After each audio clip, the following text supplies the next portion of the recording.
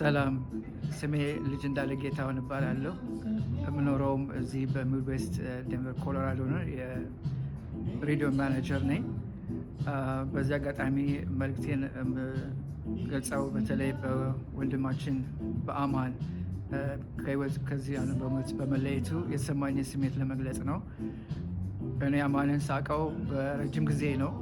በተለይ ያው እኔም በሚዲያ ውስጥ ያለው ሰው ስለሆንኩኝ እሱም በወጣትነት ጊዜውም ሲልቨር ስፕሪንግ የሆነች ጠባብ የሆነች የኬብል ካምፓኒ ውስጥ ይሰራ ነበረ እና በተለይ ማታ ማታ ብዙ ጊዜ እዛ ይገኛል እና ብዙዎቻችን እዛ እየሄድን ሰላም እንለው ነበረ እና በእውነቱ በአሁኑ ሰዓት ህይወት እያለ የደረሰበትን ደረጃ ከመጀመሪያው ጀምሮ አውቃለሁ።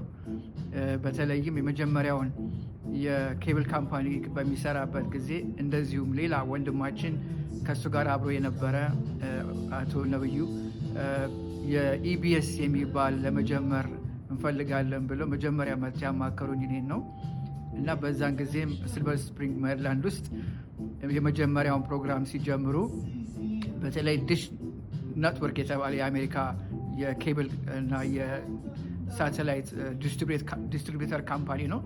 በዛ ላይም የመጀመሪያው የኢትዮጵያን ፕሮግራም ኬሪ ያደረግ ነበርና ይህንንም ኢቢኤስ ነበረ እና በዛን ጊዜ አማን በጣም ጎበዝ ልጅ ነው እና ይህንን እዛ ደረጃ አድርሶ እንደውም ትዝ ይለኛል ሌላ ቴሌቪዥን እንደዚሁ ተጀምሮ በጣም ጥሩ በዛ አካባቢ የነበሩት ኢትዮጵያውያኖች እንደውም የትም ደረጃ እንደማይደርስ መስሏቸው አንዳንድ በጣም ማያሆኑ መቼም አሁን ቃላት መጠቀም አልፈልግም፣ የሀዘን ጊዜ ነው እና ያጣጥሉ ነበረ እና ተስፋ እንዳይቆርጥ እንዲቀጥል ብዙ እኔም ነብዩም እናበረታታ ነበረ።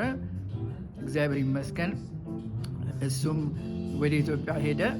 ኢትዮጵያም ሄዶ እንግዲህ በኢትዮጵያ ውስጥ እኔም ሬዲዮ ለመጀመር እንደዚህ ብሮድካስት ላይሰንስ ማውጣት ህግ በወጣበት ጊዜ ሄጄ ነበር። እሱ ግን እዛ ሄዶ ኢቢኤስን ማንም ያላረገውን ነገር አድርጎ እስካሁን ያለበት ደረጃ አድርሶታል እና አሜሪካን ሀገር የነበሩ አንዳንድ ወገኖች ቢያጣጥሉትም አገሩ ገብቶ ግን አገር ቤት ሄዶልን እዚህ ከፍ ያለ ደረጃ ደርሶ ያው የብዙዎችን አይንና ጆሮ ቀልብ የሳበ ኢቢኤስን ስላቀረበ እና እዚህ ደረጃ በመድረሱ ደስ ይለኛል።